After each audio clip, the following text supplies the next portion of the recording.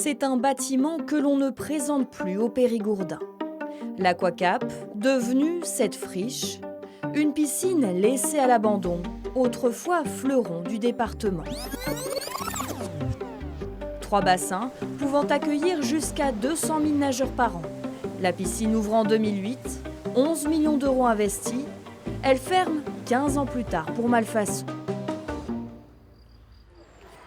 Dans le centre-ville de Périgueux, il y a désormais trop de nageurs dans les couloirs de Bertrand de Born.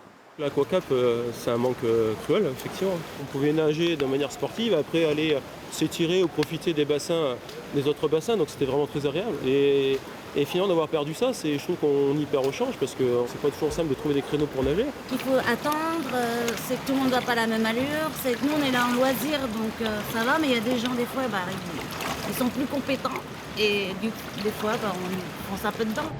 Des conséquences qui se font sentir à 20 km de là, à Saint-Astier. Elina, accélère plus le long des cuisses et tu te stabilises en haut. Les clubs du département ont perdu 40% de leurs créneaux et de leurs inscrits. On avait un fonctionnement différent quand il y avait l'Aquacap là-haut, quoi. Il y avait le public qui était beaucoup centré sur Champs-Vinel et toutes les associations étaient sur Bertrand de Born.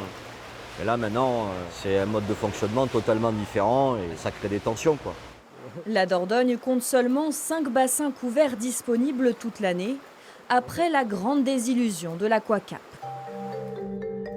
Avec plusieurs promesses non tenues, en réalité, il est impossible de donner une date de réouverture du centre aquatique.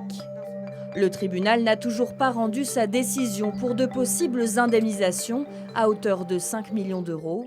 C'est ce qu'attend Jacques Ozou, le président de l'agglomération du Grand Périgueux. Aujourd'hui, on a un projet à 13 millions pour le rénover.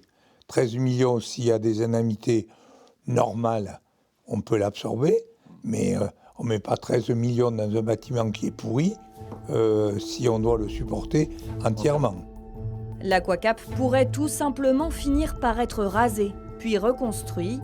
Seule certitude, ce sera toujours dans la même commune, Champs-Vinel.